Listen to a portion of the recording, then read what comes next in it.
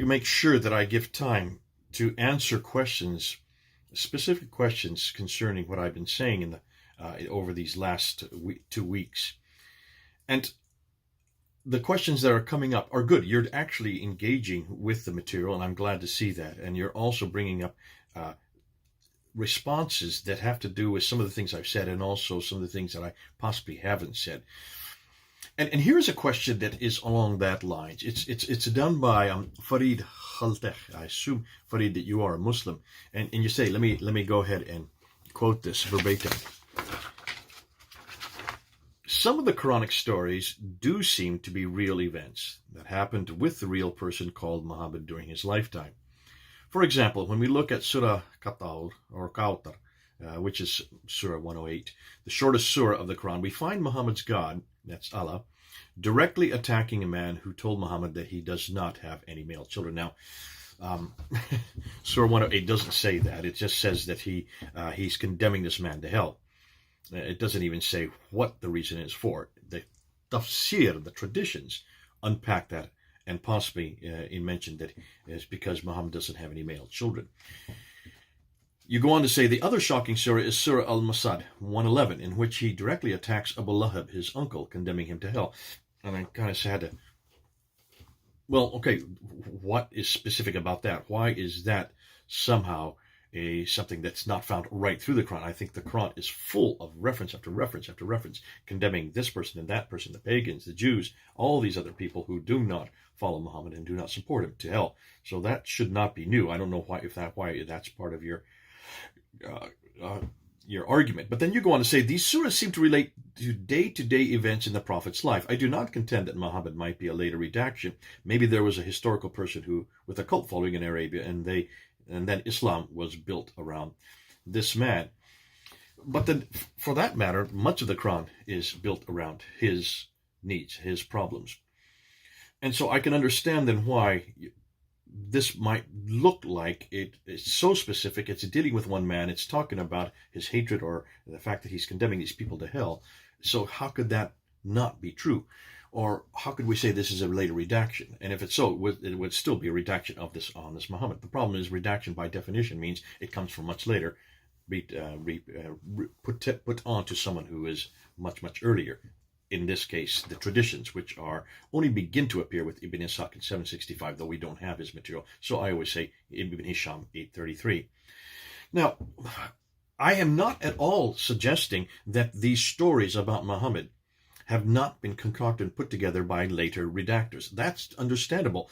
Remember, once Muhammad was chosen in the late 7th century by Abd al-Malik, he put his name on the Dome of the Rock. He introduced his name on the coins. He introduced his name on the caliphal protocols. Once that had been done, they now had a prophet, and then they needed to have a revelation. And once the revelation starts to be put together, as we have said, the Quranic manuscripts do seem to appear from 705 and on, and they start to proliferate from that time. You then have to build a story around this man. So it stands to reason by the late 8th century, 765, this is starting to happen. But it's still not good enough. So another 50 years later, or even more, and in this case it'd be almost 78 years later, when Ibn Hisham finally writes it down in the form that he wants it, that's in the 9th century. Now you're starting to get the man and his story. So his story comes a good 100 to 130 years after the book that he supposedly was revealed was started to be concocted. We still don't even know when that book was finished. That's another $1 million question. But in that intervening 130 years, what do you think was happening? Who do you think? I mean, the point is, for over a century, they were concocting these stories and take one bit of story and applying it to another, and then other people would take this and then apply, and sometimes they would apply things to their own lives. So as storytellers start to retake these stories and orally send them on, and this is all done orally. This is not written down. That's why it's not written down. It's done orally by these qusas. These are the storytellers. They're well known as this.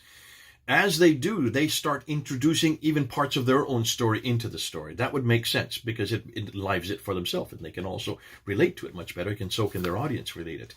So that after a while, these get embellished, and then, as you can see, they finally get put into a written text in the early 9th century. Well, that's 200 to 300 years later.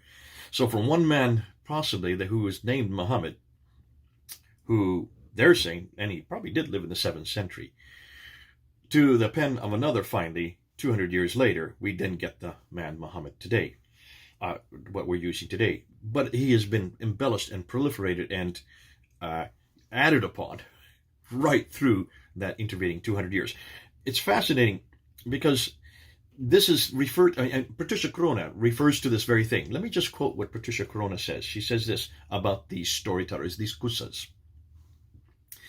And I quote from her. As this is from 1987 in her book on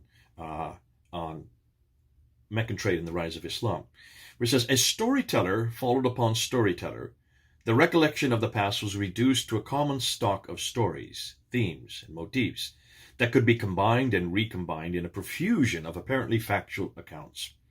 Each combination and recombination would generate new details, and as spurious information accumulated, genuine information would be lost.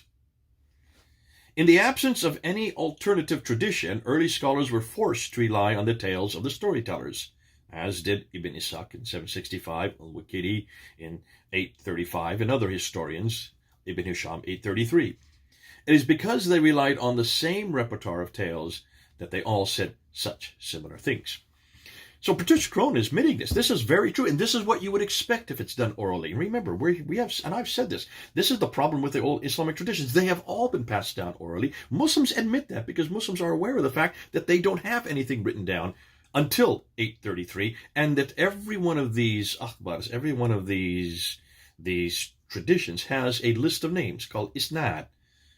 The matan is preceded by the isnad, and the isnad are a list of names from which that story came through, and it came through many, many generations, many hands, and in every time you can see these are recombined, and new ideas were added, especially ideas that were specific to that person's life, like you're giving the example with Surah 108 and Surah 111, though they're not probably the best examples.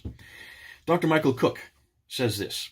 He talks about this proliferation, and he talks about how this, from Ibn Ishaq all the way up to the time of Ibn Hisham, when we finally get it written down, and al-Waqidi, who comes after that, take a look and see how this proliferates.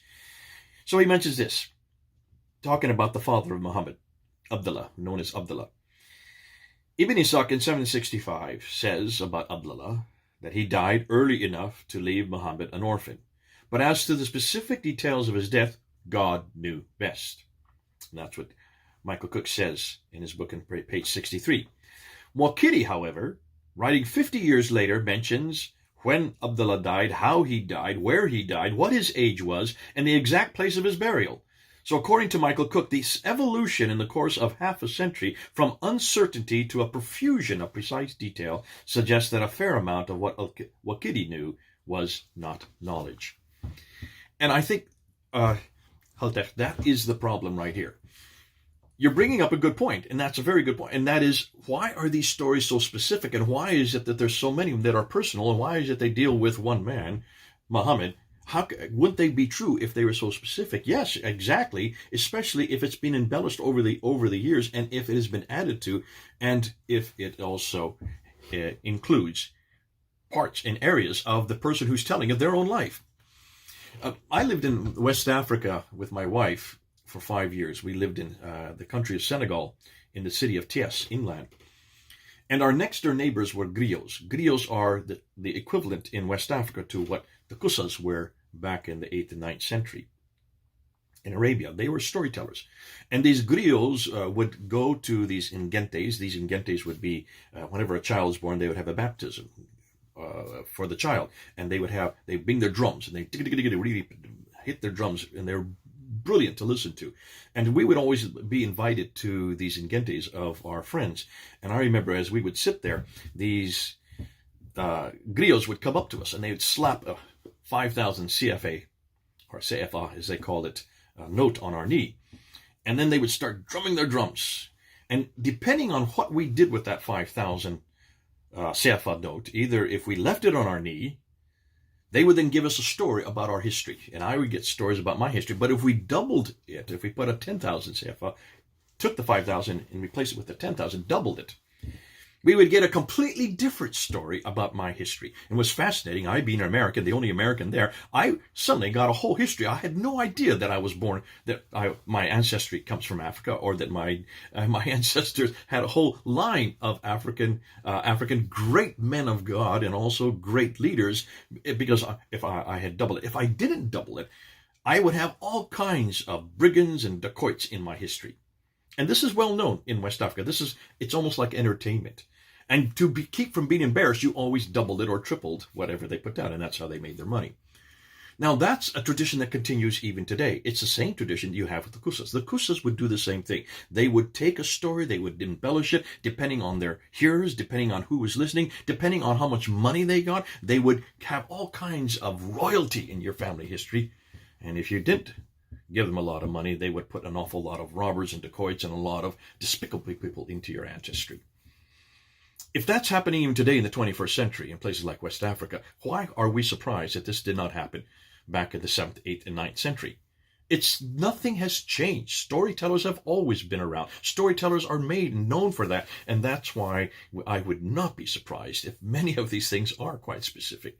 And as they get, and the repertoire gets added to along the way, you can expect that much of that which is there, as Cook said, amounts to that which was not knowledge.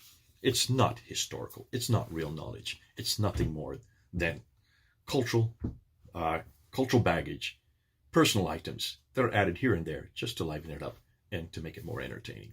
Okay, I hope that helps. This is Jay then, over and out, talking about the Kusas and the griots in my office. God bless you. Let's go for the next question.